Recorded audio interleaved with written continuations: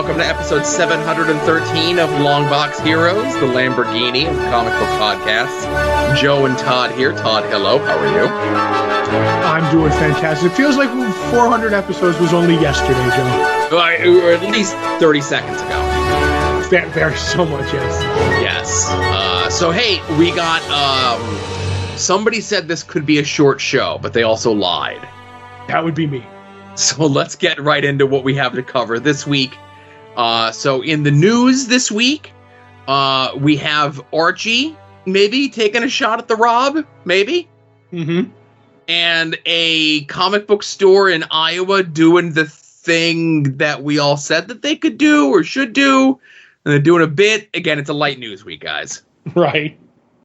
We do have a Rob watch this week, and not so much as a correction or a retraction, but maybe a clarification of something we were talking about previously on the Rob watch. Mm-hmm. We have conventions this weekend, of course. We have Beckie's walk down Lois Lane as she wraps up her series here on controversial issues of the Lois Lane comic book series. Mm-hmm. We have what we read from this past week, which would be the finales of both Pine and Merrimack and Avengers Twilight, two very different books, or maybe two very similar books. Who knows? Right. Our continued Todd and Joe Have Issues as we are rereading Gail Simone's Secret Six, and a short version of discussing the latest episode of Doctor Who. Right. Maybe not so short. I'm just going with the flow, Joe. Right. So it was announced this week that one of the Archie Comics specials that they're doing this summer is something called Archie and Friends Blockbuster Movies, where they are bringing in all of the Archie superhero characters that they have, and there's quite a few of them. Mm-hmm. But debuting in this is the latest brand new creation, Pool Noodle the Backstroke. Okay. Who is a green and yellow guy with flippers and fins and a super soaker. And he seems to be breaking the fourth wall, and he's got a lot of patches on him. And he says that he's been Archie's superhero person for all time. Sometimes he has a different colored word balloon. Sometimes he doesn't. I was joking when I said it was a shot at the Rob, but I definitely think this is a very tongue-in-cheek, surprising it took so long for someone to do a parody of, technically a parody when it comes to Deadpool. Wow. But Joe, but I find the name Pool Noodle the Backstroke to be phenomenal. That's right. And I love that he's yelling, "Hey, where's my tacos?" No, wait, fish tacos, because he's a swimmer. So that's completely different. Joe, when you said, I did not see this, when you sent me this for the news, I burst out laughing. I thought Pool Noodle the Backstroke. I'm like, I may have to get this. This may be my first tattoo, Joe. Oh, really? No, not that far, but it is inspired. I will give them that. So yes, but he's the mouthy menace, Pool Noodle the Backstroke. Right, but did the creator make him that way, or did the scripter? Oh, I don't know. I'm sure somebody will take credit for it. I don't want to become that podcast, but it is going to become... and they have like a little secret files thing here in them in the press release, you know? His full name is Pool Noodle the Backstroke Von LaPoule Esquire III. Great name. Mm-hmm. Should I... Hang on. Okay, so... I'm going to read his origin, okay? As a baby, he was sent off from his dying world after his parents were mugged behind an opera house. On Earth, he was bitten by a radioactive pool noodle, which activated his latent genetic superpowers, mutant. But he was frozen in ice during World War II. In present day, Dade Wilson uses a cheap AI program to write up his bio. He sent that word salad to the editor, and people ran with it. Oh, my goodness, Joe. I'm all for comics like this having, like, I'm all for comedy. Laughing and joking and fun in comics, right? Obviously with us previewing the past, we get to look at Now Comics Married with Children comic, which essentially is just this. Pretty much. Yeah. There was the send up of the Fantastic Four with the Bundys kind of a deal. Right. Where it just became like a humor comic about married with children, but then they're just like, well, we could just do whatever we want, right? Mm-hmm. Yeah. I hope this becomes... you know what?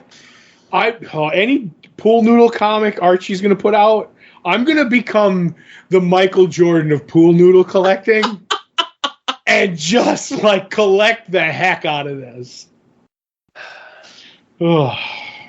I'm with you. So hopefully everyone checks this out. It's all in good fun, right? Mm-hmm. Now, something that maybe is in good fun and maybe not is this comic book store in Ames, Iowa, which made some news over the weekend, Mayhem Comics and Games, where they officially posted up on their Facebook page and in their store their official smell policy. Okay. And I'll read this to you here as well.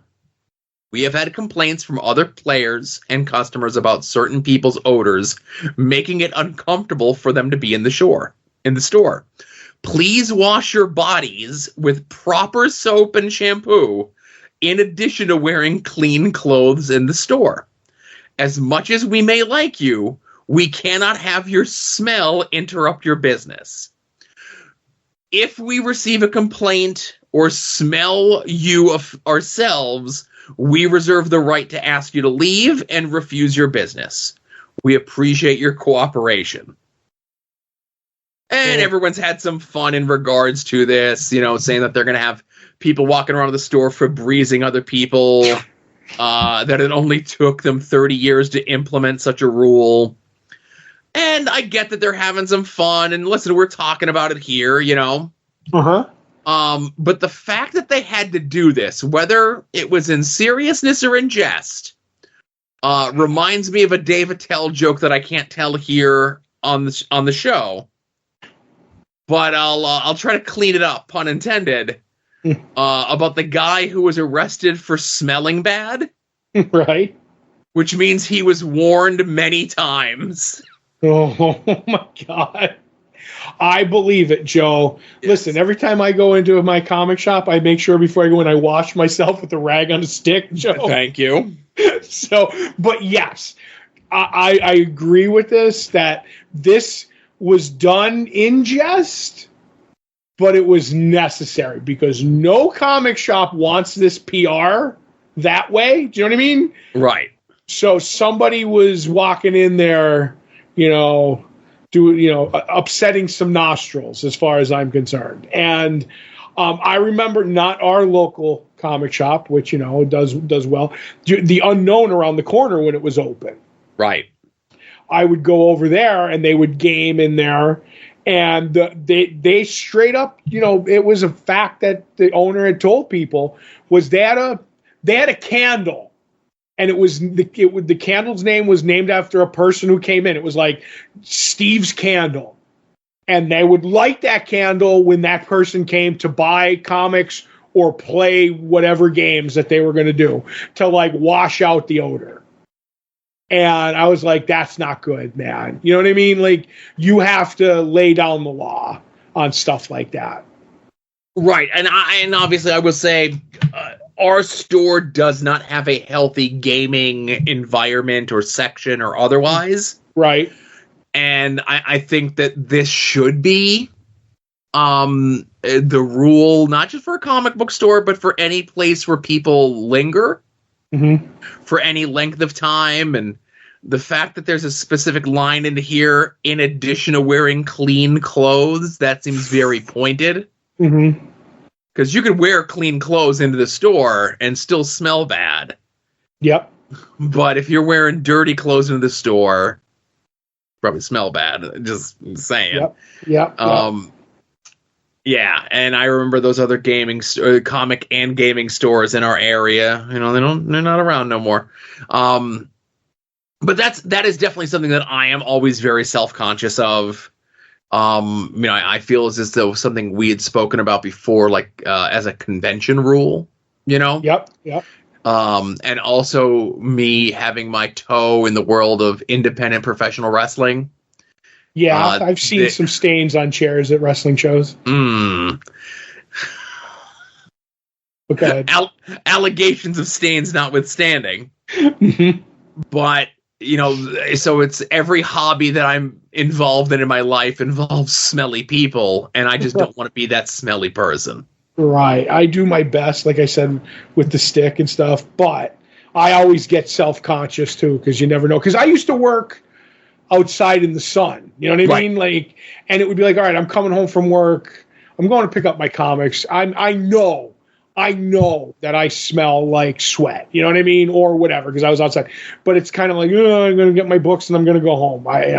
If not, I would try to shower. I only hope. I'm like, somebody tell me so I can go, take care of it. But yeah, but it happens. We'll see. Ask not for whom the Rob trolls. The Rob trolls for thee. And now, the Rob Watch. Well, I know he may say that these sort of things are rotten in Denmark, if you will.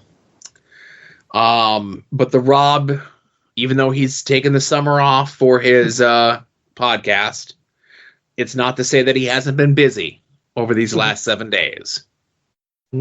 So Monday, he tweeted out the following cryptic tweets, whatever you want to call them. X's. Yeah. My reps were screamed at today. We are not Fox. Tell me about it. Also hung up on. More soon.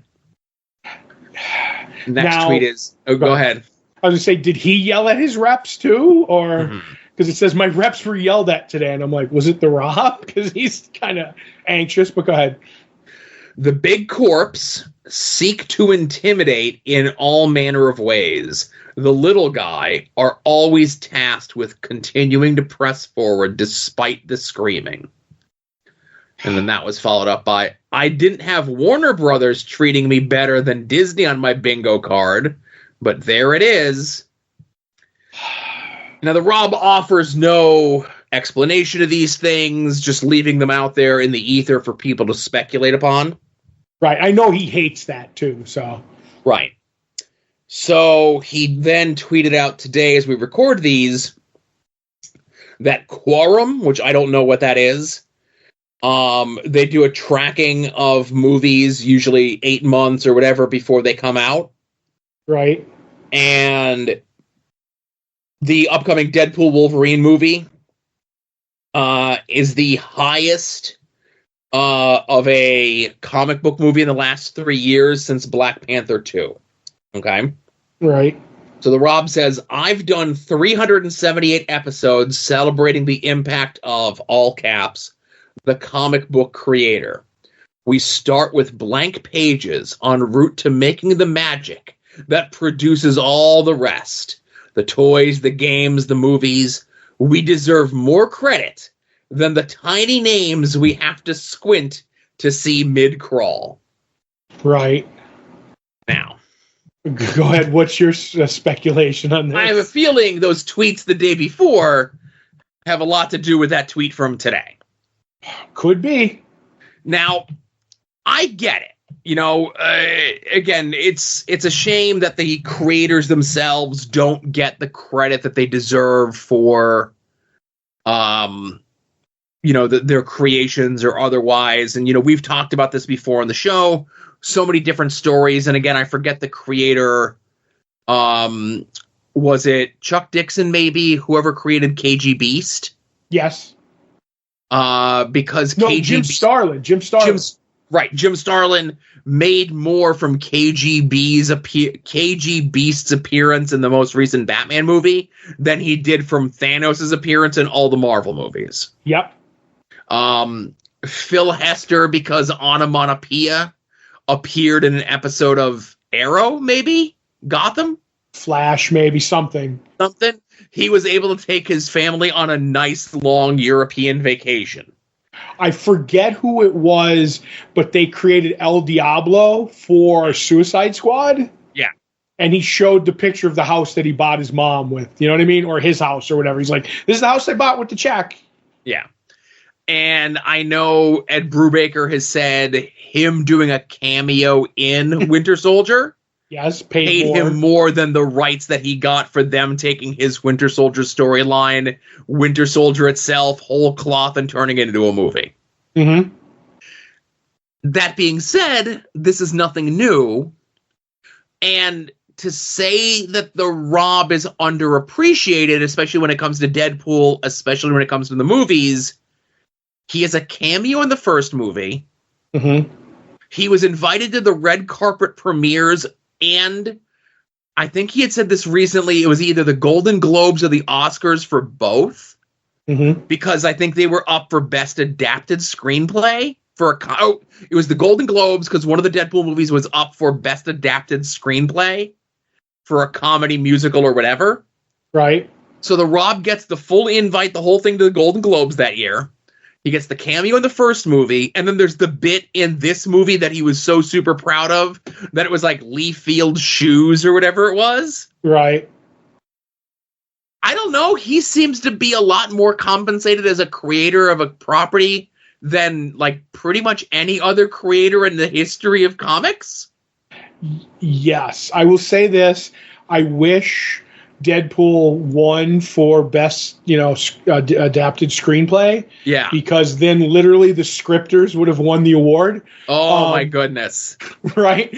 But I'll say this. I have a feeling with the Rob. Yeah, the answer to all your questions is always money. So that's probably a bit there.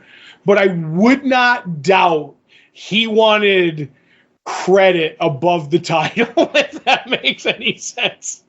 Like he's saying, the squint at the end. He wanted at the beginning, above Hugh Jackman and Double R's name, the Rob. I don't know. That's pure, pure speculation on my point. But again, none of this matters. We don't need Deadpool anymore. We have the new Archie version. I don't even remember the name of the character. Noodle. Pool the Noodle. backstroke. We have Pool Noodle, the backstroke now. So, yep. But yeah, it's just a shame that this is happening while the Rob is taking a hiatus from his podcast because he would have been fired up over it, I hear he's going skiing because the powder's fine this time of year. But anyway, so again, I want this to be an even-handed thing in regards to the Rob. We talked about the stuff with the swipes and the homages last week.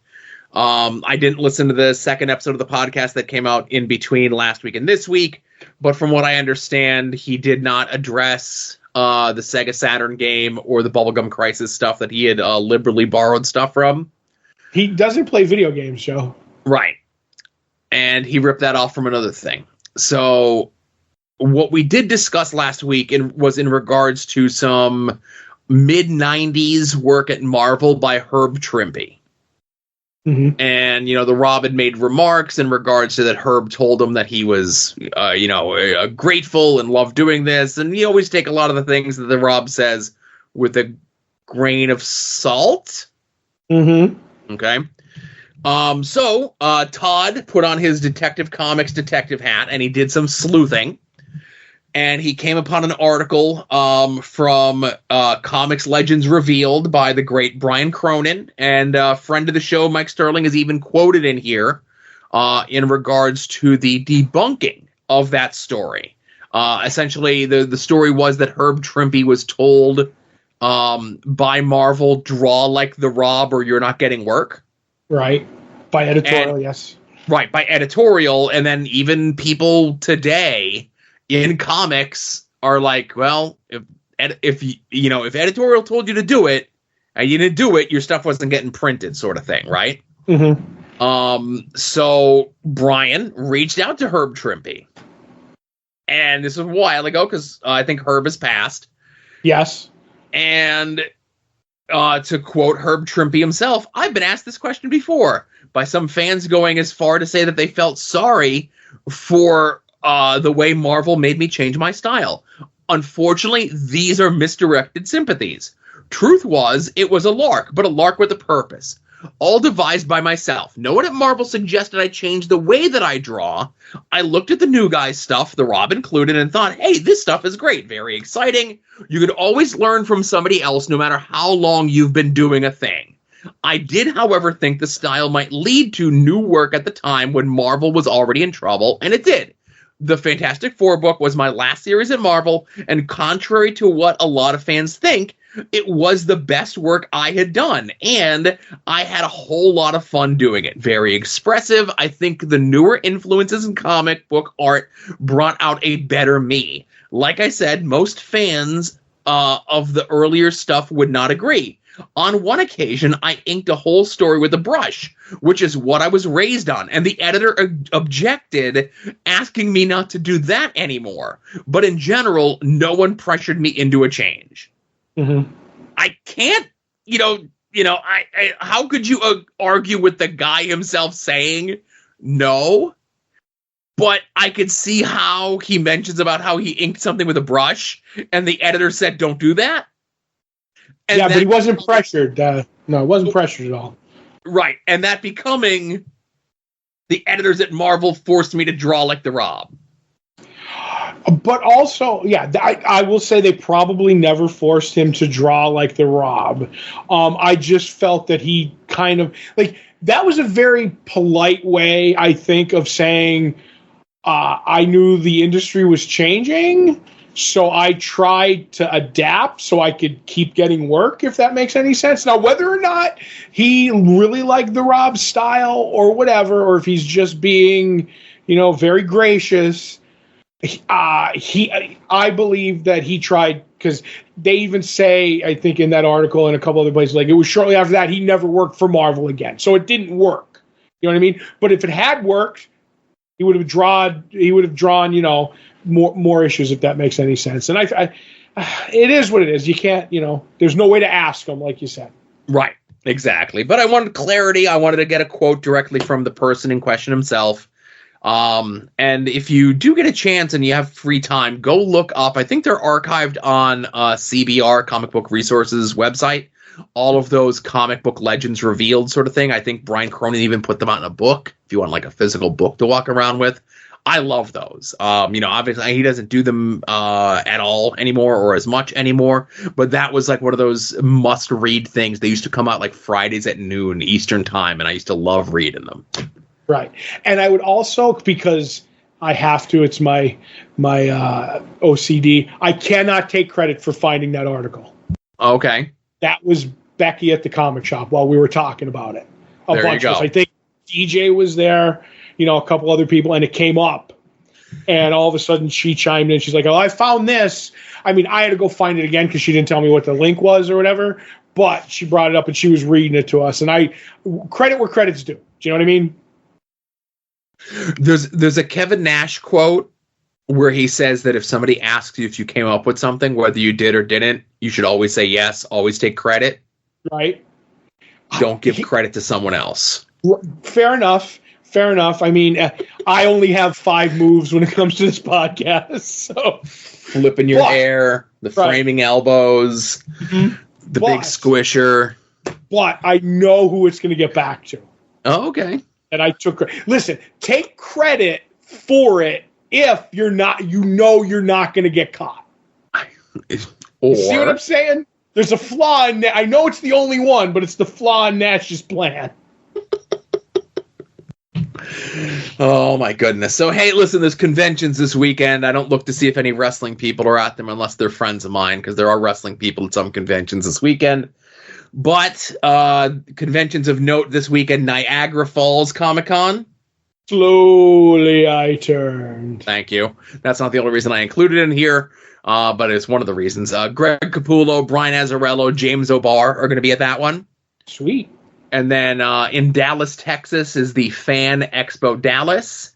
And I don't know, this sounds like a pretty good rundown of folks that are going to be there. Frank Miller, Andy Kubert, Art Adams, David Finch, Jeff Loeb, who's back on the circuit after this past weekend or 2 weekends ago when he was over in London. Jason Aaron, Kevin McGuire. I don't know. Those sound like pretty heavy hitters to me, right? Mm-hmm. And then on the media guest side, again, not too many people, but I always find it interesting when Sam Raimi's out there. And this is the first time that I've ever seen Danny Elfman's name appearing at a convention. Right. Maybe back when he was doing Batman or something, you know what I mean? But right, yeah, this was before we were doing the show. You know, this is... No, I'm with you. But that actually shocked me, Danny Elfman. I'd like to meet the Dan. Yeah, for sure. His music permeates so much of the pop culture of the last 40 years. You know, it's crazy to think about. I wonder if he's doing the new Beetlejuice. Maybe that's what's getting him out there. That could be it. I wouldn't be surprised. Got to get Michael Keaton and the rest of the cast out there, right, Todd? Yes. Except for one member of the cast, but they kill him off in the first 2 seconds of the trailer. There's rumors that he's in the movie as a ghost. Right. But I think he's disfigured so they can get away with it. You know what I mean? Get away with using a different actor and a different voice. Well, they would have like the animatronic, whatever they do. You know, like remember when Beetlejuice was sitting in the waiting room and there was like the shrunken head guy and like people with damages and stuff like that. That's what they say he's dressed as somebody who looked like they got burnt up, kind of a deal. So it's like a skeleton with shriveled skin. So it wouldn't be him. And the smoke probably changed his voice, Joe. Right. Burnt his vocal cords, sure. Mm-hmm. Oh, boy. Well, we'll see. Spoilers, everyone, for a sequel that's however many years old at this Call point. me, Winona. Hit me up. All right.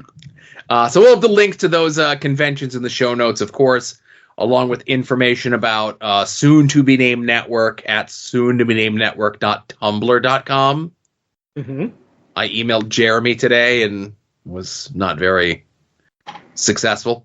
But anytime any of the shows in the soon-to-be-named network go up, of course, you can find them through the podcatcher of your choice, their own individual websites, or the one-stop shop for all the shows. And that would include, of course, this show that you're listening to right now, Longbox Heroes After Dark, Puzzle Warriors 3, Profane Arguments, Wings on Wings, Porch Talk, and all the wrestling shows. I'm not naming all the wrestling shows. Good. And anytime any of those people from those shows show up on other shows and they let me know about it, you can find it over at soon-to-be-named-network.com as well.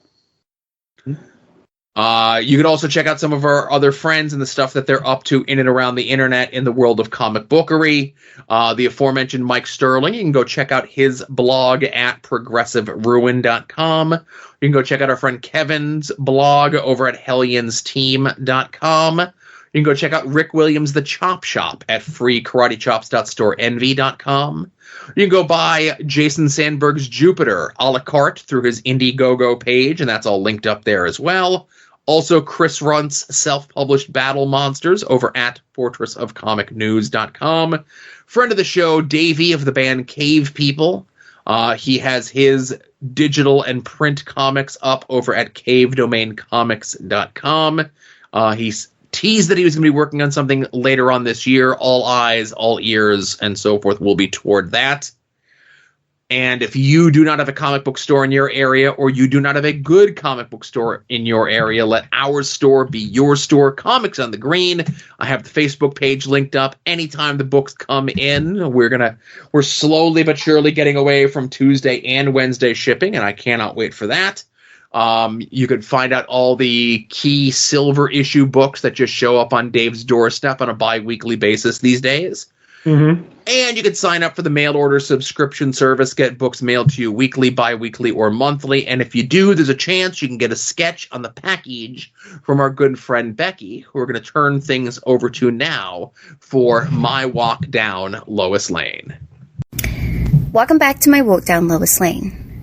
Over the past few weeks, I've discussed the more realistic Lois Lanes, and I've honestly debated talking about today's issue because out of everything the writers ever tried to do to seem relevant to the current happenings of the time, this is by far their most tone-deaf idea. I understand that they were piggybacking off the success of 106, but as the kids would say, this is not it. Disclaimer for today, it was 1971. I have to heavily censor the things I am about to tell you in this story, and I'm going to try to be as sensitive as possible. Side note, I read parts of this to my coworker Josh during lunch one day, and he just kept saying, "Oh no." Let's end my hip and happening Lois in the 70s discussion with issue 110 from 1971. Let's dive in. The issue begins with Lois on the street asking women to enter the Mother of the Year contest for the Daily Planet when she's shamed by a mother that she cannot ask women to participate in a contest like that when she herself doesn't have any kids. I don't see how having children affects you asking women questions on the street, but, whatever. She cries to Clark she has no kids because Superman won't put a ring on it, and she goes to adopt a child but is turned away for the same reason. Lois asks Perry for a different assignment, and he sends her to the outskirts of town to cover the Native American rain dance ceremony. Once she gets there, the comic shows people of Metropolis saying inappropriate things about the indigenous people that I actually cannot repeat. Suddenly, a man named Johnny Lone Eagle and his family show up. They tell the people of Metropolis they will not be performing the ceremony today because they are not here for their amusement. They are here for religious reasons. This angers the people of Metropolis and causes a fist fight immediately, with horrible stereotypes towards natives being thrown around. Superman comes and breaks up the fight, and in the shuffle, Lois joins the natives. She tells them she would like to help. Johnny tells Lois that a white woman does not need to be tagging along, but if she's insisting, she can learn. He teaches her about the history of his people, the land around Metropolis, and he tells her that there's a spot near the river they call their home, but the people of Metropolis have built a dam, and now their land is underwater, so they're blowing up the dam in the morning. Lois tells Johnny to please think of the women and children in his group who will suffer from the fighting, like his sister named Singing Rain, and his baby nephew named Little Moon. But his sister speaks up and tells Lois that they are in this together. Her husband is missing in Vietnam, but would want her to be by her brother's side. On the way back to camp, Johnny's sister falls and hits her head, so she cannot fight at the dam the next day, which again is not going very well, until Superman shows up, moves the dam, fixes the movement of the river, and tells everybody knock it off. When everyone arrives back at camp, Singing Rain is on her way to being removed from the comics, and she asks Lois to care for her son. Lois takes her new role of mother very seriously and takes time from the planet to look after the baby. She becomes talk of the town for having the audacity to be a white mother with a non-white baby, and the townspeople begin to protest. So do the natives, believing that Lois has kidnapped this child and would not properly care for him. Lois has nowhere to go, and while trying to get out of town, she's driven off the road and into the river. Using the last of her breath, Lois saves the baby before passing out. She wakes up in the hospital and is thanked by the baby's father, who saw the commotion around Lois and returned to Metropolis to reunite with his son. The issue ends with Lois winning Mother of the Year, and when some of the townspeople express their displeasure, Lois tells them love is universal and heart has no color. As you can probably all guess by my voice, I'm from a country that some of your ancestors fled from, and when I first moved here, I lived on the border of Oklahoma and Kansas. I have relatives that have indigenous heritage, and honestly, being a kid and not knowing American history, I thought it was commonplace to visit reservations and hang out with everyone. It wasn't until I moved down to the South that I realized that it's not commonplace, and then I learned about Andrew Jackson and his need to have Florida so future generations can have 80-degree Christmases and constantly be on the news for surpassing man's ability to endanger themselves. So I understand that not everybody would know the plight of the indigenous people, especially if you don't live in the states that they were forced to live in, but man, this issue is just heavy-handed. If you also haven't picked up on it, Superman has barely been in these issues. He shows up for like a page and a half at most, does a feat of strength or breaks up a fight, and tells everybody to stop fighting. And while the readers submitted positive letters talking about the appreciation for Lois tackling issues like race, there was a number of letters from readers who were annoyed at the lack of superheroes in a comic about a superhero's girlfriend. The comic only ran for 3 more years after this, and writer Grant Morrison mentioned in his autobiography it was because once the comic stopped being wacky hero hijinks, readers kind of lost interest. I tried to find proof of this, but Grant worked at DC. Grant has also seen every comic that he's ever going to write from now until the end of time, so Grant probably knows more than Google does. Thank you for letting me discuss the more serious Lois Lane issues these past few weeks. I hope you guys have learned something, and now all of this knowledge is out of my head. We can go back to some more light-hearted comics and comics about girly stuff like fashion. Tune in next week for more. Thank you as always, Becky. And again, it's obviously great that she does these sort of things. I'm glad that she gave a shout out to young/old Josh from the comic book shop this week as well. Mm-hmm.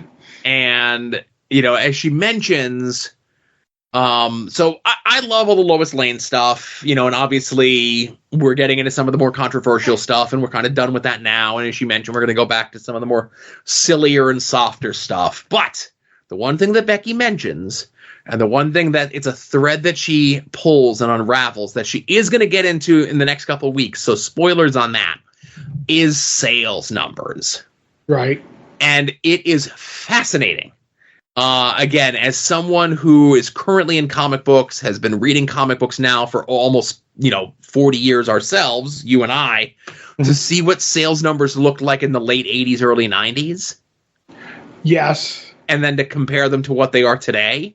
Mm-hmm. But to compare the sales numbers of the 80s and 90s to what the numbers were back in the late 60s, early 70s. Right. Is crazy. And Becky was able to get a bunch of those numbers, and she does discuss those coming up in some of the future Lois Lanes. And I'm excited to have you hear that sort of stuff. And I say you, the listener. Right.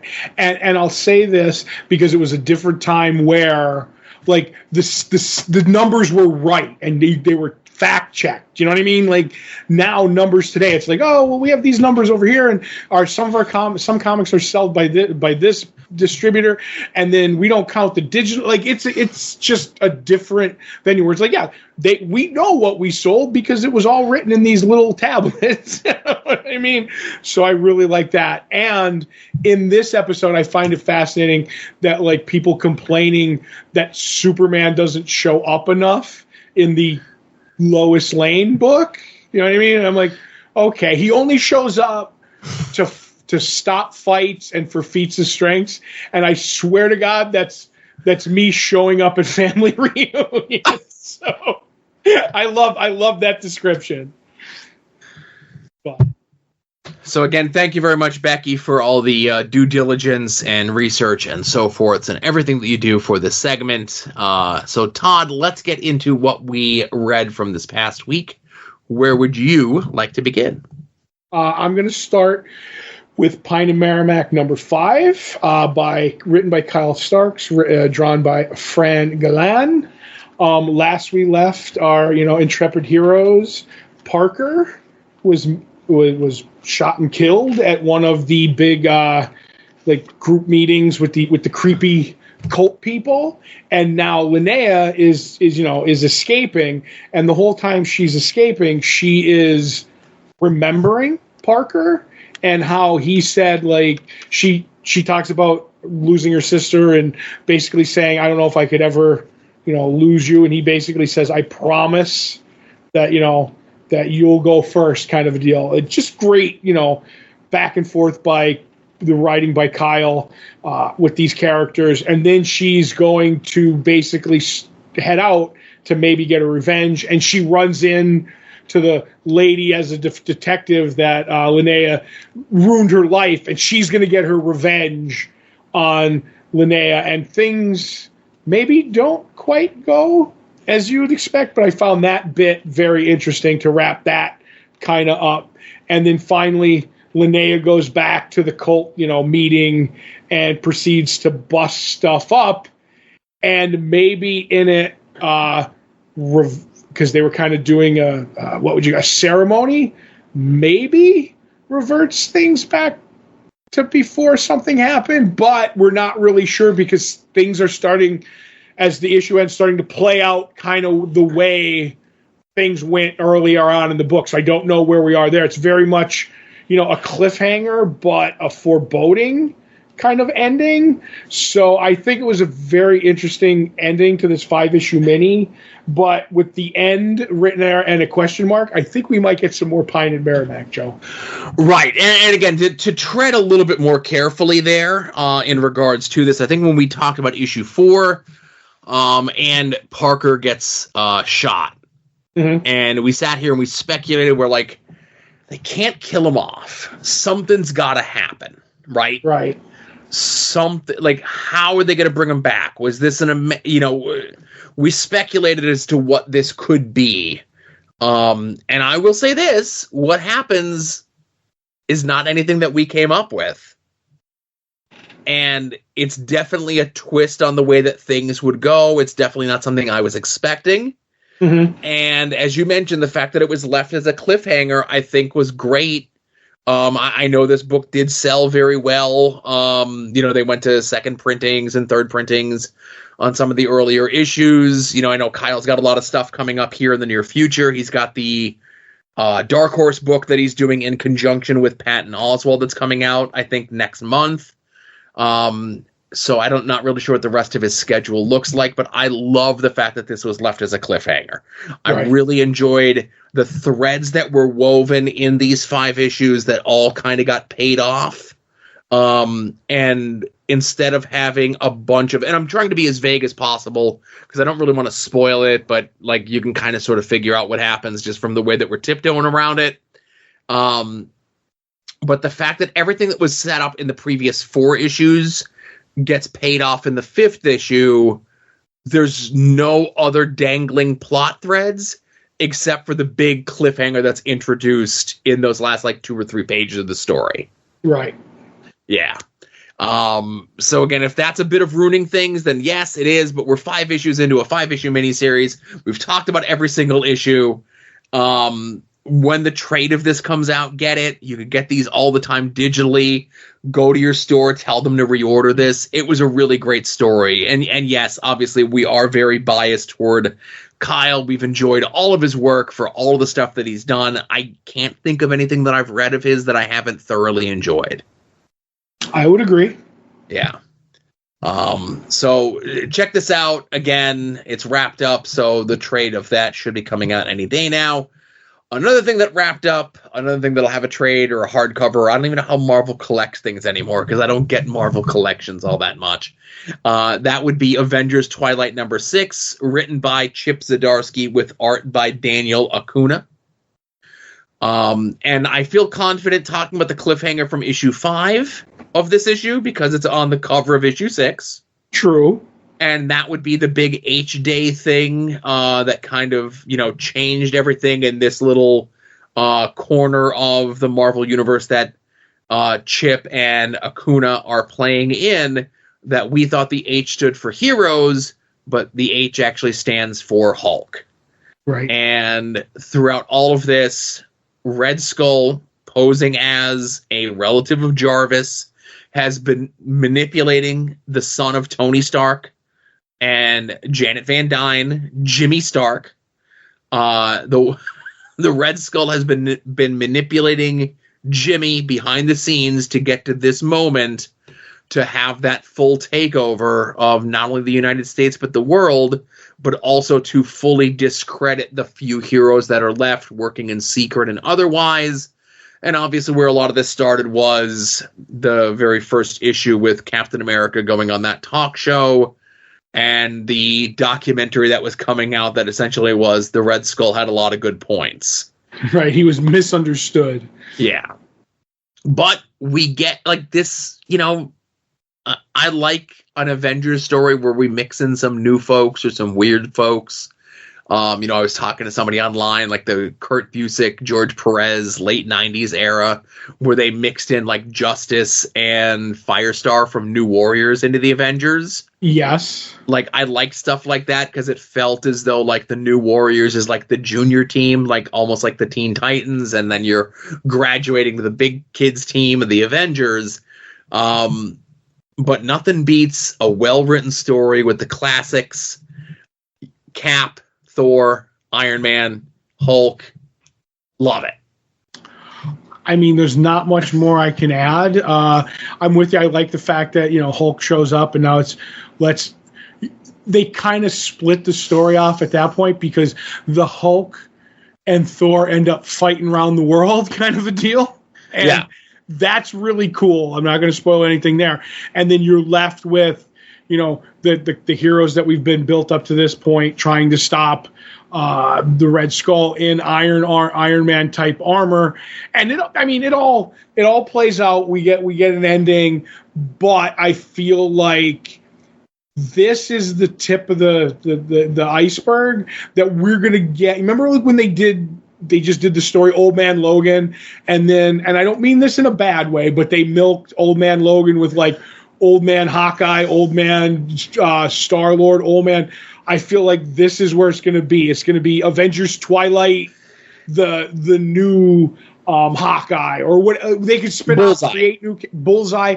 But they were calling her Hawkeye, and she's like, I prefer Bullseye, and they're like, you'll always be Hawkeye, kind of a deal. So you could do both, do whatever, do a prequel story. I just feel I see Chip, and if not Chip handing the ball off, and we're going to get Avengers Twilight stuff down the line. So, yes, but I could certainly see them doing that. Sales numbers, Chip's availability. I would like it to be Chip Zdarsky and Daniel Lacuna working on whatever comes forward. But we know that's not how things work in situations like this. There's at least 3 characters in this story that meet a permanent end. So I'm not really sure how you could go forward with them, because at least 3 of them are very crucial to everything else that's going on. New characters. That's what they'll go I get you. New characters. But 2 of the 3 get a satisfying conclusion to their life, which I thought was really good. And again, because it's an ending, I want everyone to read it and check it out. I'm with you. But those people who get conclusions can always, like, what do you say? What can you say? Could basically give advice to the next generation. Yeah. I look at this as what was Marvel 2 kind of a deal with Juggernaut Jr. and Spider-Girl. Yeah. That's all this will be. This Avengers team is like, all right, we have some of the older team left around. They could like train and treat, and now it's just pick a character and give me this generation's version of it, and just run with that. That's all. I love the bit of how Thor got involved in everything and how it ties back to the very first Avengers story from the 60s. There's so much good stuff in this whole thing. We talked in previous issues where there's stuff that's revealed on the cover and there's stuff that's laid out, and it's the way the story is being told. It's like, okay, here's our reveal, and then 2 or 3 pages later we get another bigger reveal. Yeah. This is a 6-issue miniseries, and I feel as though that moment happened 4 different times, and it always felt cool. It always felt earned. It didn't feel forced. It felt true to an Avengers story, and it was really, really good. Yeah, and it was always, like you said, it was a moment. It was natural. Yeah. This character would pop up, or this thing would happen, and you'd be like, okay, and I'm all for it. And you would think the story was going one way, and then that would happen. I'd be like, all right, I want to read the next issue and see where this person was, or what was going on, or what made this happen. And there's a lot of like reveals and twists and turns. Chip Zdarsky, he's an okay writer. He certainly is. So that's what we read from this past week. Let's get into what we're looking forward to coming out this week. If you head over to longboxheroes.com, every Tuesday around noon Eastern time, we put up the pull post, which is a link to all the books that are coming out this week, whether you get your books in print, whether you get them digitally, whether you get them sent to your home, however it is you get your books, be forewarned, be forearmed, know what's coming out this week. Todd and I attempt to guess what the others most looking forward to coming out this week. I'm pretty sure that we're tied at 17 correct guesses each. I'm going to say yes. And I'm looking at your slender read of a list, and I'm cross-referencing it with my slender read of a list. And I think the book that you're most looking forward to coming out this week is Teenage Mutant Ninja Turtles Alpha #1. It is Teenage Mutant Ninja Turtles Alpha #1 because that's basically the kickoff of Jason Aaron's stuff. Correct. And I'm looking at your slender read of a list. And is it also TMNT Alpha #1? It is. Jason Aaron, Ninja Turtles, story he was excited about. How could you not be excited about Ninja Turtles, period? They're always a fun concept, especially with the eyes and the creative team that's on this book. I'm excited. I can't wait. Yep, they're heroes and a half shell, Joe. I don't know if you ever heard that. I've heard the song once or twice. So while you're over at longboxheroes.com, of course, be sure to check out past episodes of this show, past episodes of After Dark, and our current ongoing reread of Gail Simone and Nicola Scott, for the most part. Secret Six and Todd and Joe Have Issues. We are looking at issue 6 this week, which has the cover scheme thing of Origins and Omens. Right. Which, again, doing my little write-up that I do for the Todd and Joe Have Issues post. I forgot what this was in regards to. But this was a way to try to, and again, to say this may not be fair, but to try to shoehorn Blackest Night into places of the DC universe where it didn't belong. Right. And I copy and pasted like whatever the write-up was that was with the press stuff for all this. But it was just a way to get some extra pages in there, throw Black Lantern in the book, and like give an origin or give like an updated thing on like one of the villains that are in the story, right? Right, and kind of give the origin of all the like how the Secret Six got together, kind of a deal. Yeah. So the 3 big things, I guess, that happen in this issue, of course, is the reveal and the interaction between Ragdoll and Junior. And they don't spend a ton of time on it other than just the first page of everything, where it's that fractured mirror image of what Junior looked like. Right. Underneath what Junior looks like now. That is creepy, Joe. And you don't need to be told more than that. They do mention like 1 or 2 little asides during all of this. But essentially, Junior is Ragdoll's brother and sister. Yep. But because what she was not what their father wanted, which was an heir to the throne. We've learned throughout the course of reading this that Ragdoll has had operations performed on himself to make himself more Ragdoll-like. Mm-hmm. Well, Junior did much, much, much, much, much more extreme versions of said things to become more Ragdoll-like, all in the effort of, I guess, becoming more like their father. Right. And or win the father's love, at least. You know what I mean? Right. Yes. And to see what, Junior looked like before, even if it's just that one little shot, and to see what they look like now. Just the juxtaposition of everything. And we get so much of what we've read and seen and everything else of Ragdoll up to this point. This is the first issue where Ragdoll is drawn almost sympathetic. Mm-hmm. There's those moments where Ragdoll is talking to Junior and Nicola Scott draws Ragdoll with like the softest, saddest eyes. And we know that this is a deeply demented, deeply twisted, dark character. Right. But to see the way that Nicola Scott draws Ragdoll in those scenes gives such pathos and such apathy to the character, right?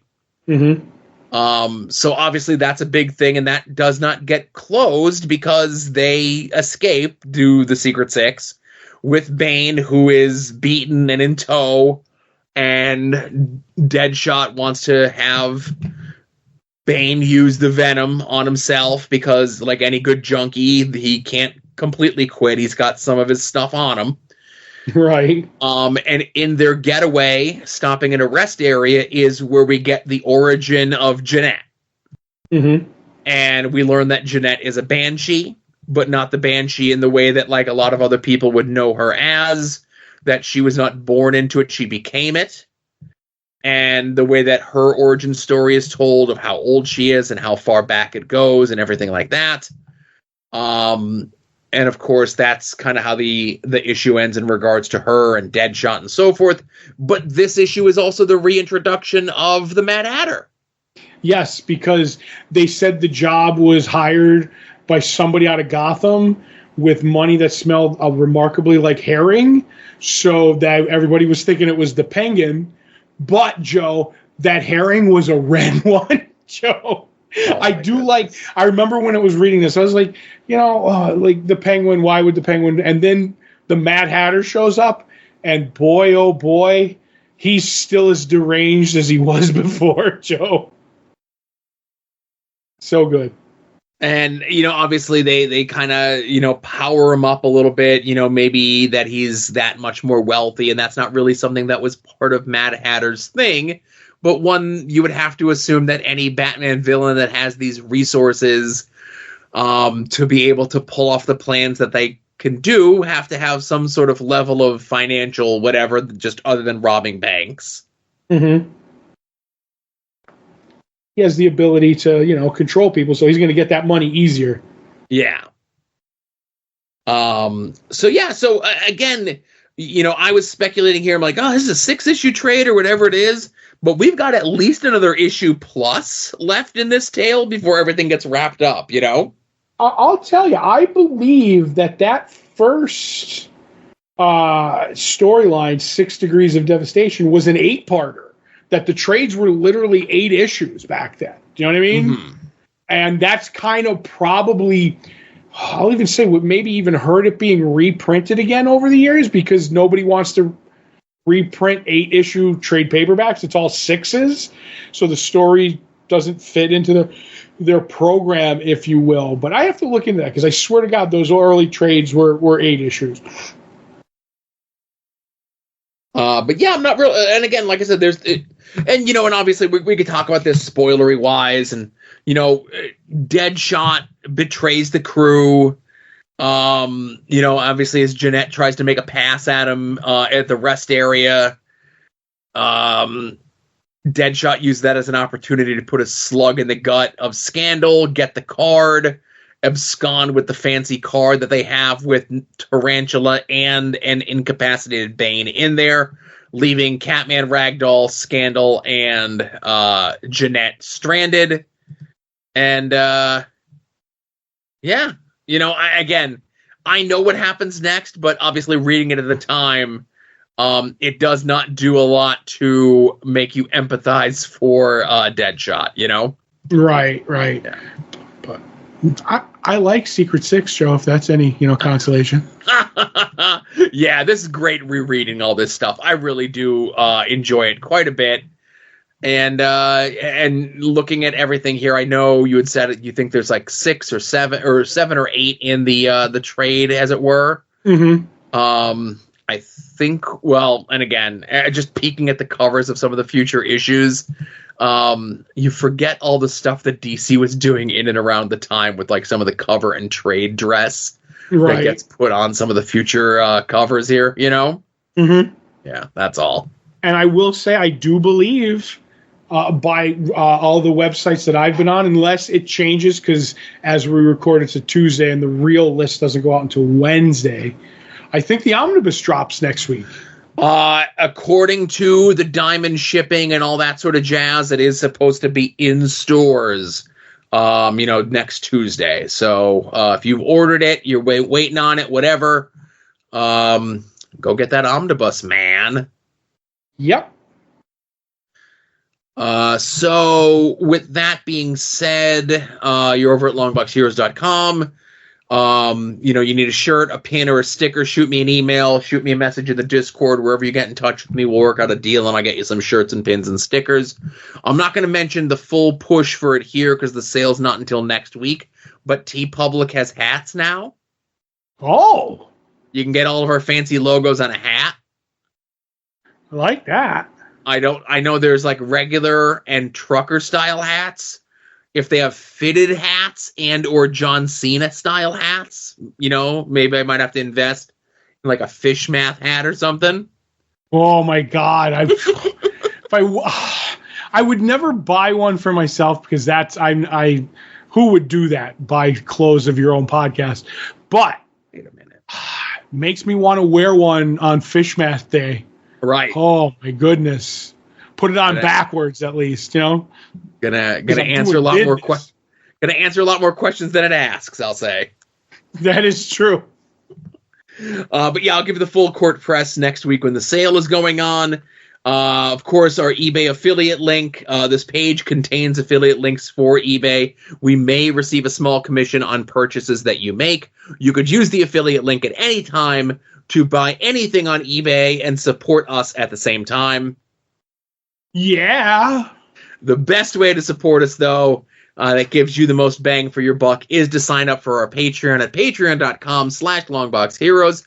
For as little as $1 a month, you get all of this.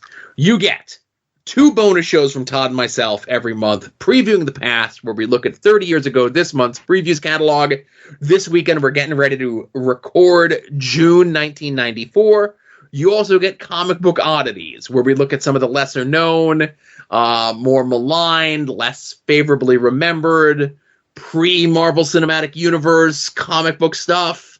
We thought we had a pretty good list that had us out about 3 years, and I think we're extended about 5+ at this point. We need to do the numbers, crunch the numbers at some point to see how many actual months we have, I was going to say 6 months ago I had the numbers crunched, and then you wanted to talk about Madam Web, and it completely threw everything off. Oh, my God. But listen, it was the height. It was like the big thing. Madam Web was everywhere. You got to strike. People had the web shaved into their head. It was the biggest movie of the not summer movie season. I get it. I do. Yeah, you got to strike while the web is hot, Joe. Oh my God. And of course you get those. You get the full scans of the previews catalogs that we talk about on Previewing the Past. $5 a month is going to get you those bonus shows 2 weeks before everyone else. It's going to get you those scans of the previews catalogs, and it's also going to get you Longbox Heroes After Dark 2 days before everyone else, so that you can listen to these shows in the correct listening order. Yes. And I think that's it from there. And I guess now it's time to talk about the latest episode of Doctor Who, entitled Dot and Bubble. Very interesting. Before Todd usually takes point on these things, he's the Doctor Who man, right? Mm-hmm. I will say this: April and I watched this episode together. Oh, did she skip the other ones? Yes. So going into this, and the episodes that we've watched up to this point, there is a through line narrative of stuff, and it does get actually addressed in this episode. Right. But they've all kind of sort of been self-contained.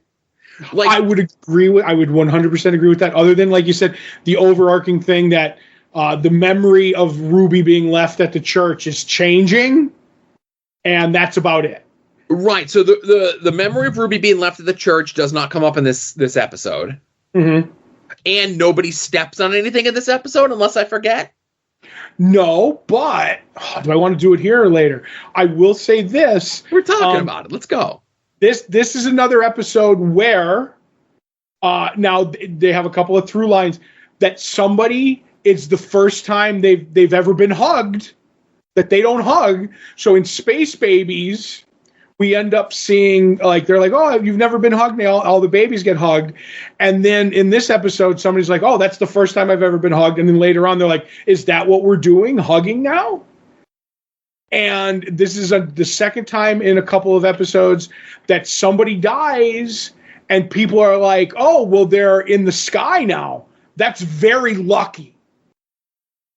Very lucky. That happened in Boom, Stepping on the Landmine, when the little girl's father dies. She's like, oh, he's very lucky. He's in the sky now.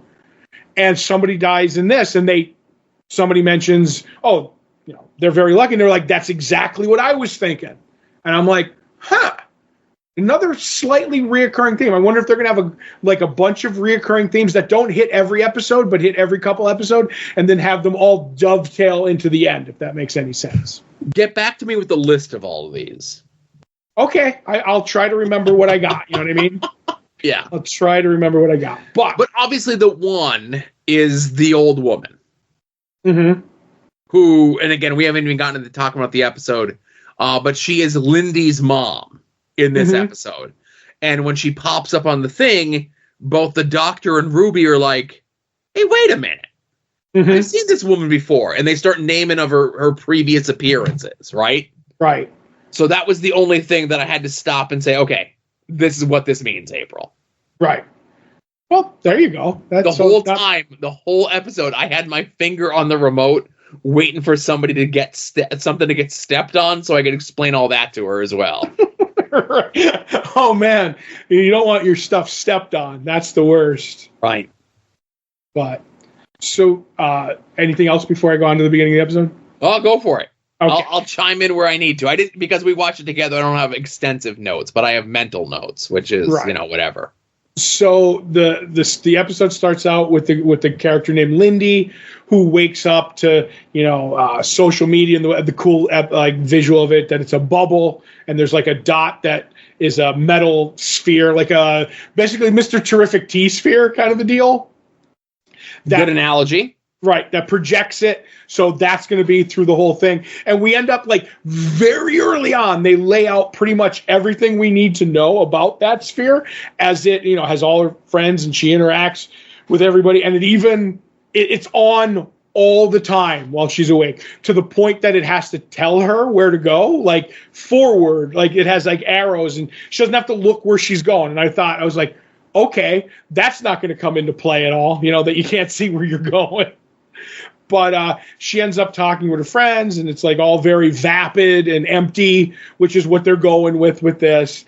And she ends up going to her thing to brush her teeth, and we meet the big guy who's, on the social media, Ricky September. They're singing Itty Bitty Teeny Weeny Yo Polka Dot Bikini. I like that cover of it. I'll say that. But I'll chime in here just real quick and say, as you say, that all these people are vapid and everything else like that. It's a very on the nose commentary in regards to social media. Yep. But it needs to be on the nose this early on, the first 5 minutes of it, so that it doesn't have to spend so much of the episode making sure that it's hammered home. We're going to cram in and make it as heavy-handed as possible in these first 5 minutes so that we don't need to continue to explain it to you later. Right. Is pretty much what I got with it. And then, of course, you mentioned about Ricky September. April's commentary was that she thought Ricky September was, quote-unquote, gross. Okay. Well, we're gonna do this whole episode, and we're gonna put a pin in Ricky September. All right. For things on that when we get to the end. So she goes and brushes her teeth, and she's talking to all these people, and the doctor interrupts her, and she's like, "You're not one of my friends," and she basically blocks him. She's like, "Ew, you're not one of my social media. You're not one of the cool people, apparently." And I'm like, okay. And then they cut to a wide shot of her doing her thing with the bubble around her head, and we see part of a creature in the background making gurgling noises. So I'm like, okay, I think I see where this is going, Joe. So throughout the thing, she goes to work, and we find out through the whole episode. I'm going to lay it out here because it runs out and drips and drabs, and she ends up talking to Ruby, because Ruby now chimes in, but Ruby's much younger and cooler and hipper, so she knows kind of the questions to ask. And she's still annoyed. Lindy is still annoyed, but she's more willing to answer these questions. And we learn that they're all rich kids and they live on this planet, and their rich parents send them there, and they sort data for Substack 2 hours a day. And that ends up, the rest of the time they party. So that's pretty much the gist of their world. And Ruby's panning this out, and she ends up saying, well, we can't find some of your friends, and you're working, look around, take the bubble down. She wants nothing to do with that. And because that's their world, they live in that. But she ends up taking it down and proceeds to see a giant slug-like creature eating one of her fellow workers. This freaks her out, and basically Ruby says, I got to give you the information. You got to leave, but you have to leave the bubble off because you may run into one of these things and get eaten alive. And I like the bit where she turns it off and she can't function because her whole life she's functioned with it, telling her what to do. She can't walk. And I think this is part of something that we played off later that I really like. And they go, she gets outside, but, runs into monsters, and they can't figure out why the monsters are passing some people by and eating some people. And the doctor ends up coming back and into the bubble and talking to her. And she lays down all this stuff that we mentioned. She goes outside and she goes, there's a ton of these things here. They're everywhere. They're eating some people. They're not eating some people. And going back and forth, and they end up noticing that the mother is actually the woman that we've seen running through this. And she ends up going, I can't take it anymore. I want to talk to all my friends. She brings them up. They have an emergency meeting. And they show that various people have been missing, and they're mentioning their names and everything. And she tries to tell them that they're eating people, and nobody wants to listen. And then in a great Muppet-esque, creepy yet funny gag, one of her friends gets eaten alive while he's what would you call it? Streaming. And they do that bit twice in this. And it makes me laugh and creeped out every time, Joe, that I see it. I'm not sure whether I should laugh or be horrified. What would you say? Horrified or laugh? I thought it was very funny. Obviously, I think it was very much played for laughs. Mm-hmm. There was the one. Who was the one kid? Was it Gothic Paul? Who was the one that he was maybe the first one who figured out that something might be amok because certain people were offline or whatever it was? It was Gothic Paul. Right. And he's the one, and she's kind of just giving him the brush off. And then when I think he's the first one who gets eaten live on stream. Yeah, so other people can see it. Yeah. And that's, I definitely think it was supposed to be played for laughs. There was another bit that you had mentioned. And again, there's a very funny episode, a little bit funnier than last week's episode, but very, and again, cut from the same cloth as last week's episode, maybe, kind of, sort of. But this one definitely played more for laughs. There was the bit where she's going through early on as she's brushing her teeth, and the doctor pops up and it says whatever about her urination schedule, right? Dr. P? Dr. P. That's what his name was. Oh, it was? Okay. Yeah, if you go back and watch it, everybody, they put all their name, and he's just, it's literally said, because everybody else has their hobbies and who follows them and everything. His just says Dr. P, and that's it. And then when she has the first encounter with the slug creatures, mm-hmm. Dr. P pops up and it says, oh, your need to urinate has increased significantly. Yes. And there was a lot of fun bits like that. And the bit with, and you'll get there obviously as she keeps trying to block the doctor. Yes. Get rid of him, and he just keeps sonic screwdrivering his way back in. Yep, ham-fisted it kind of. And she ends up saying, we're in, what's the name of the town? It's either Fine Time is the name of the place. And she explains, we're in this bubble, and there's the home world. And outside is the Forbidden Woods or whatever, and the Wild Woods. And she's like, maybe those creatures came from there, because we're not allowed to go out there. And the doctor's like, no, I don't know what it is. They couldn't have come from there because your city's locked down. Your city won't let me in. There's some reason I can't get into your city. And she's like, oh, okay. And basically kind of I don't know. We'll get there when we get there. So she ends up saying, he says, well, I can get you out. You have to go down into the tunnels. Everybody go. And she's like, oh, I think we should listen to him. He's not as stupid as he looks, kind of a deal. And they're all kind of like, okay, maybe we will. And he sends her off. But I like that she's losing her signal, that they have battery problems. And they yell at her like, you could do all this and you still have battery problems. And we also find out that she's kind of freaked out that Ruby and the doctor are in the same room. I don't know if that's because everybody interacts through social media, but that's kind of where they're going. Well, okay. Right. You're right. Go ahead. Right. We'll get there when we get there. I don't think that's the case because obviously we have the bit where she's at her work, her job, and there's 6 other people in the room with her. Mm-hmm. Granted, they're far away from each other. Right. But they are all in the same room together. So it was definitely weird at the time. Right. And we'll get a payoff, I think, yeah. So Vapid, Lindy goes running and has the bubble off because it's not powered up. And she almost has to go through like where the directions the doctor gave her to get to the subterranean thing. And there's a bunch of slugs there. And I like that this kind of pays off a bit too, where she can't walk without it. She has to get through the slugs and she's almost eaten a couple times. And then they hear a voice like the computer, like walk this way, turn this way, left. And she does it. And it turns out to be not creepy Ricky September. And right. She realizes who it is. And then we kind of get the romantic music and they talk to each other. And he says some interesting things like, I drop my music because everybody follows me.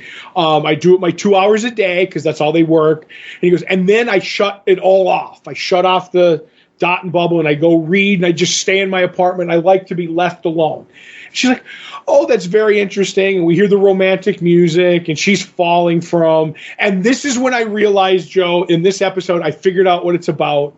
It's about Lindy's redemption arc. She's going to fall in love with this guy and she's going to be, be not as empty and vapid anymore. Or Ricky September is actually the villain behind all of this. That's the 2 ways my mind went, right? Now, so I thought that it wasn't Ricky September, but it was somehow the doctor doing something to create something using the sonic screwdriver in the world that he couldn't get into. Knowing that she liked Ricky September. But again, we're both wrong because it's actually Ricky September. Right. So they go off and they end up finding the subterranean thing and they need to put a code in. But before that, they get to the computers and they're like, okay, Ricky's like, I'm going to contact the homeworld. We're going to send the army down, rockets, with machine guns and whatever. And she's like, oh, okay. And I can recharge my thing. So she does it. Ricky finds out that the slugs are on the homeworld and nobody's left. It says population 0 kind of a deal. But Ricky doesn't want to tell her because he doesn't want to freak her out. So they go down into the subterranean thing and she can finally talk to the doctor again. He's like, run through the numbers. And she's like, oh, I'm here with Ricky September. And they're both like, oh, he's dreaming and not creepy at all. And he's like, starts doing it. And they start figuring out that basically the gist of it is the slugs are going alphabetical order by their names. And I thought that was kind of cool because the gist of the show was when somebody would disappear, they would just show that picture and offline. So we couldn't see what the names were. Like you had to remember the names as they went, if that make any sense. Yeah. So when somebody disappeared, you wouldn't see that they're all in the B's and C's and D's. And I was like, okay, great bit. And he's like, okay, but you're kind of next. All these people kind of bit the bullet. She's like, oh, they're coming for me. Ricky's talking her down. He's like, we're in the subterranean thing. The slugs can't get here. We're good. And she's like, okay. But then the doctor puts it together. He's like, oh, your AI must have created these slugs because listening to you vapid people all day, they now hate you and they want to destroy you, which is the weakest part of this episode. It's very glossed over and mentioned. And then they go, what's worse is if the AI really wants to kill you, it could just use the T-sphere to do it. And that's the part of my thing where this is the germ of the part where it all falls apart. Because they went through all that with the slugs when they could have just killed them with the spheres. Doesn't work for me, if that makes any sense. Needlessly elaborate, why did... And again, I don't mind it, but now that you explain it, I like it less. Right. My only answer is he says it's AI, and we live in not the future. We live in the AI now, like AI now, that I'm like AI stupid, if that makes any sense. Like, everything that's written out by AI is like garbage. That's like, oh, we come up with this plan. Make slugs. Well, that was dumb. Let's kill them with this. That's the only thing that I can come up with. But this AI is also stupid as well, because why kill everyone alphabetically? Why let people walk by when it's just like, oh, it's just not their turn in the list to be killed? And we get the reveal in a moment here regarding Ricky September. Mm-hmm. You would think the AI would know his shoot name? Right. So I have answers to all these in my head. Okay. But, like, I'm not going to go through them all. I'm just like, AI is stupid. Because the doctor says, like, they're killing you in alphabetical order. That's something like an AI, a computer might just do. We're just going to go down the list. We're not Skynet in order of importance. We're going just in order. And I'm like, okay, if you're going to say it, that's how the world works, whatever. So then basically they Skynet Terminator the T-Sphere, and it looks like a red eye on the Terminator. So I thought that was kind of cool. And it attacks Lindy, and Ricky, being the hero, ends up fighting it off and says, like, finish programming in the numbers. And the sphere gets the drop on Ricky as she's punching in the last numbers, and it's ready to do the kill on Lindy. And Lindy goes, I know everything about Ricky September. And his last name is Coombs. That's C. That's before my name. And basically throwing him under the bus. And I got to give non-creepy Ricky September credit, because, like, the look of, like, betrayal on his face for a second, and then the sphere just goes right through his head. And I'm like, that's dark. That's as dark as this episode can get. Put a pin in that, right? Mm-hmm. So Lindy shuts the door, and now they're safe. They're away. And she goes down, and I like when she gets there, because now you're like, she's no good. But she gets into the tunnels, and she composes herself. You see her completely compose her. Go from, like, oh, Ricky died, I did it, happy-go-lucky, vapid Lindy. And she goes and she introduces herself to her friend, and that's what we're doing. We're hugging now. And the doctor shows up behind her. And naturally, because she killed Ricky, this is why she's uncomfortable, Joe. And she kind of does the whole thing where she puts on the fake smile and turns around and says, like, thank you for helping me. We're going to go down the river now in this Willy Wonka boat and start our whole new life over. Even though, like, an hour ago, none of us could walk. We're going to tame the land. Right, and the guy who's like, and I'll be our leader, and we'll just be like our ancestors, and we'll, you know what I mean? Like, that guy just shows up out of nowhere, Right, but in the show, it's believable because these idiots, like, have lived their whole life sheltered. They think they can do it. Like, literally, they're going out, they're getting ready to leave, and the girl won't leave her bugle behind because that's necessary. You know what I mean? I guess it's her, comfort bugle or service bugle. So she's emotional like, support bugle. My emotional support bugle, yes. So that's when he's like, well, listen, don't go out there. I have a box we can travel in. It's that blue box. It's bigger on the inside. And this is, Joe, I got goosebumps when the episode turns, and it made me go back and watch it again. The whole episode. I watched this one twice. She goes, yeah. Twice, yes. But she basically goes, it was your duty to help us. But, it's almost illegal to contact us, like, online, but in person it's forbidden. And then they start saying stuff like, oh, your little space box, bigger on the inside, that's voodoo. They start using code words now, Joe. And basically it comes down to it. And if you watch this again, Ruby figures it out before the doctor. Because Ruby's like looking at him aghast because the doctor, I'm not saying he's stupid, but he's of the mind like nobody's like this. They're all racist. And that's when you realize that there's not been everybody in the whole episode has been white. On the screen, they're rich, spoiled kids. And they say, like, they're even like, we're not going with you. And the one guy, the leader, says something horrible. He's like, yeah, turn away, women, before you're contaminated. And I'm like, oh, and the look on Lindy's face, like, she's not vapid. She's a horrible human being. I was destroyed by this. And he goes, listen, the doctor goes, okay, I get it. Think what you want. Say what you want to me. But if you go out there, you will die. Come with me. I could take somewhere safe. And she's like, you're not one of us. And they just start leaving. And the doctor's standing there. And in probably my favorite bit of Ncuti Gatwa's acting is he starts laughing. Like, because the ludicrousness of the situation, and then he loses his mind and starts screaming. It broke me, Joe.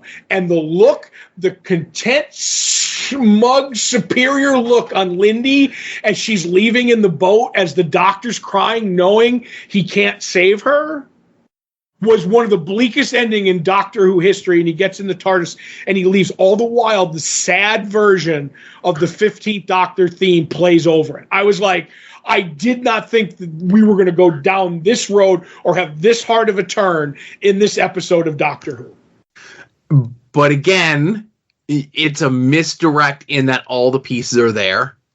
Mm-hmm. You had mentioned, like, the doctor's like, I can't come in for some reason. Right.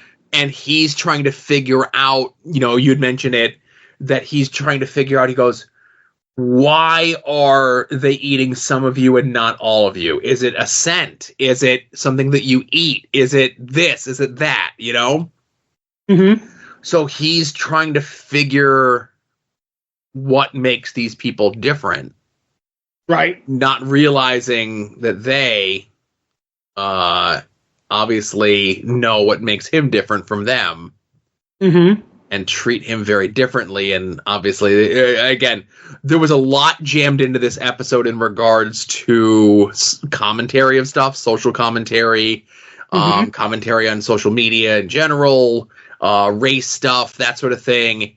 I thought it was a really good episode. I really did too. And I would like to say, like, a couple of things that threw me off. Like, because at one point, like, when she says, like, he's like, all you people have to do this, like, get to your bunkers. And she goes, I think we should listen to him. And I went back and looked, and all the people look panicked while he's talking. And you're like, oh, they're being eaten by monsters. Of course they're panicked. But they're also panicked because he's not supposed to be talking to them. Like, there's a double thing, like, layer to all of this. And right. And like I said, it's the misdirection of, like, the viewer, mm-hmm.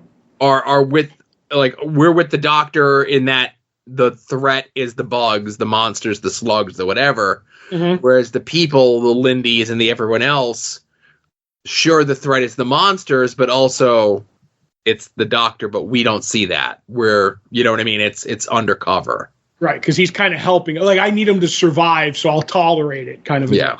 And a couple of things, like when she says, oh, he's not as dumb as he looks. Do you know how many times that has been said about, the white doctor kind of a deal? Like, because he's annoying at times. You know what I mean? He's a know-it-all, and a lot of times he ticks off the people. So as he's doing this to Lindy, it's nothing new to me, but I'm not picking up on it. Do you know what I mean? Right. And then later on, the one that got me that I went back and watched and it, like, punched me in the gut is when she goes, they're kind of in the same room together and she's freaked out by that. But then she goes, wait a minute, I know you. Didn't I block you today? Yeah. Oh, wait a minute. I thought you just looked alike. And I was like, they all look alike. You know what I mean? Like, that's what they're getting. And I didn't see it. And I was like, that's harsh. And then she does a couple other ones. And I'm like, oh, and then is this the reason that the AI hates them? Do you know what I mean? Not because they're vapid social media people. They're all, like, terrible, terrible people. Yeah. And I'm like, okay. And I'm like, great episode. And then I saw everybody online. We stand for, Ricky. Ricky's the best. Ricky September is like, is one of the heroes. And I was like, what? Ricky was doing good things, and he didn't let the AI or the social media rule him because he shut down and he read books. But would he have been one of them? Because we never, like with the doc, because he never talks to the doctor straight on, so he doesn't know what he looks like. So are we to believe that if he talked to that Ricky would have been okay with him? Or because he read books, he's educated, he's not one of them? I definitely think that's supposed to be the implication. Right, but do we know for a fact? Well, we can't now. Right, but do you know what I mean? Like this episode, I joked before we saw, I'm willing to do a good hour and 30 on Dot and Bubble. This episode really made me think, and I swear, I say, everybody go back and watch it and look at the way Lindy acts throughout it. Whenever the doctor talks to her, as compared to when Ruby talks to her. And I even feel there was something there with Ruby because that Lindy thought she was a poor, and she traveled with the doctor, so she's beneath her. You know what I mean? Like, I don't know. I'm sorry. This one really got to me as I watched it. I thought it was a really, other than the giant slugs, which is the sci-fi story, was a really well done, well crafted gut punch swerve that I never saw coming. So, yep. But really liked the episode. Really liked it too. I still like last week's better. Glasses notwithstanding. Just because that one was a little. Too. What was that? I watched a couple of those scenes and I see what you're talking about now. But go ahead. Yeah. But yeah, I thought this was really good, and this has been a good season of the Doctor Who so far. If you've made it this far and you're not checking it out, it's on Disney Plus. No reason not to check it out. We have the new Star Wars show that starts today as we record this. Right. I'll be honest with you, I know nothing about this other than it's a Star Wars. Yeah, I believe there's some Jedis involved. Other than right. Anything. I don't know if there's any Ewoks. I don't know if there's any Gungans or Gungans. Let there be Gungans or we riot, Joe. But we also have starting next week the next season of The Boys. Right. So which one I like more. We might have a lot on our plate for TV talk, or we might not. I don't know. We'll see over the next 2 weeks. We're definitely going to talk about what are they dropping the first 2 episodes of the new Star Wars gimmick? That one I don't know because I haven't been following the Acolyte as much. Right. It's only eight episodes, and yes, they are doing episodes 1 and 2 tonight as we talk. Right, which means episode 1 is slow. Because if it doesn't get to the feel that they want for the show, that kind of the way they did with WandaVision, with a lot of their shows, with Andor for the first 3 to get to the action. You know what I mean? So we'll see. Yep, we shall see. We might, like I said, have a lot of TV, or maybe just a little bit more TV. We'll see. Right. So hey, that was it for episode 713, right? Mm-hmm. Thanks, everyone, for listening. We'll see you all here next week. Remember, be a faucet, not a drain. Woo!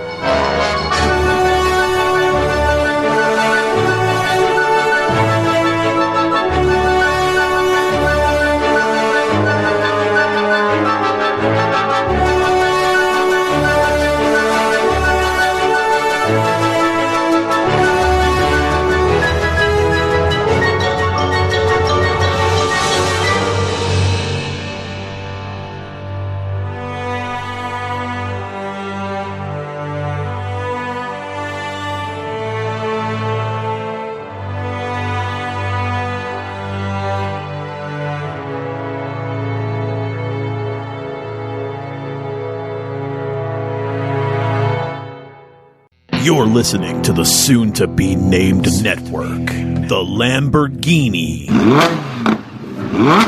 of podcast networks.